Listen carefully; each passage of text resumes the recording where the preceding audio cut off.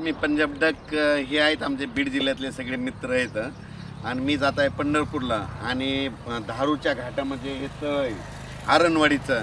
तर यावर्षी ह्या म्हणजे उन्हाळ्यामध्ये म्हणजे मी 31 मेपर्यंत 80% भरलं आहे आणि ह्या तळ्यास त्या ज्यांचं म्हणजे लाभ क्षेत्र आहे त्यांच्यासाठी एक आनंदाची बातमी सांगतो. आता 12 ते 20चं जे पाऊस येणार आहे म्हणजे 12 जून ते 20 जून याच्यामध्ये 100% भरून जाणार आहे आणि याच्यावरून लोंढवून पाणी जाणार आहे म्हणून हा अंदाज लक्षात येतं. पण राज्यातल्या सर्व शेतकऱ्यांना सांगू इच्छितो, आज आहे 7 जून, 7, 8, 9, 10 दररोज पाऊस वाढत जाणार आहे. पण 12 जून ते 20 जून हेवी रेन इन महाराष्ट्र म्हणजे महाराष्ट्र सगळीकडं मुसळधार पाऊस पडणार आहे 12 ते 20 म्हणून सर्व शेतकऱ्यांनी काय करायचं, शेतीचे कामं आटपून घ्या. आज आणखीन 2-3 दिवस देखील आहे पण आज देखील राज्यात भाग बदलत पाऊस पडणार आहे म्हणून हा अंदाज लक्षात येतात.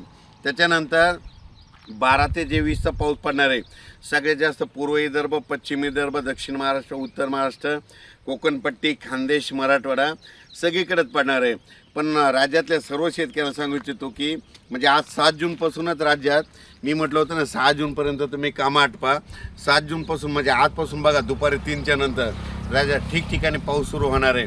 काल देखील खूप ठिकाणी पाऊस झाला, नाशिककडे झाला, पुण्याकडे झाला, दौंडकडे झाला, आज देखील पहाटे सोलापूरकडे खूप झाला. असाच पाऊस काय होणार दररोज वाढत जाणार आहे.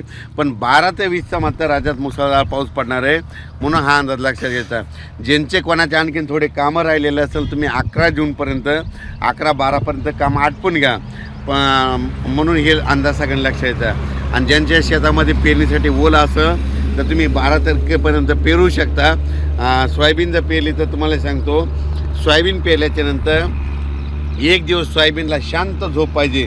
म्हणजे पेरल्याच्या नंतर त्या दिवशी शांत झोप म्हणजे कशी की त्या दिवशी पाऊस यायला नाही पाहिजे. पाऊस जर पडला तर ती थापटून जाते म्हणून एक माहीत असं म्हणून सांगितलं. पण राज्यात मात्र तुम्हाला सांगतो की 12 ते 20च्या दरम्यान मुसळधार पाऊस पडणार आहे. पण आज 7 जूनपासून राज्यात भाग बदलत पाऊस सुरू होणार आहे म्हणून हा अंदाज लक्षात येतो. हे बीड जिल्ह्यातलं आरणगावचं इथे साठवण तलाव आहे, 80% भरला आहे आणि आता ह्या 12 ते 20मध्ये मात्र 100% भरून जाणार आहे. आणि यावर्षी बीड जिल्ह्यामध्ये जिथे छोटे तलाव आहे सगळे भरून खडे देखील फुटणार आहेत, सगळ्या विहिरीमधून वरून पाणी वाहणार आहे म्हणून हे बीड जिल्ह्यासाठी आनंदाची बातमी. कारण की ज्या वर्षी मान्सून पुरेपूर येतो ना त्यावर्षी सगळ्यात जास्त पाऊस बीड जिल्हा, नगर जिल्हा, धाराशिव, लातूर, त्याच्यानंतर सातारा, सांगली, सोलापूर, कोल्हापूर या भागात जास्त पाऊस पडतो. आणि यावर्षी देखील पुरेपूरच मान्सून असल्यामुळं यावर्षी बीड जिल्ह्यात खूप पाऊस पडणार आहे म्हणून हा अंदाज लक्षात येतात. अचानक वातावरणात बदल झाला तर लगेच एक मेसेज दिला जाईल. धन्यवाद. एबीपी माझा, उघडा डोळे बघा नीट.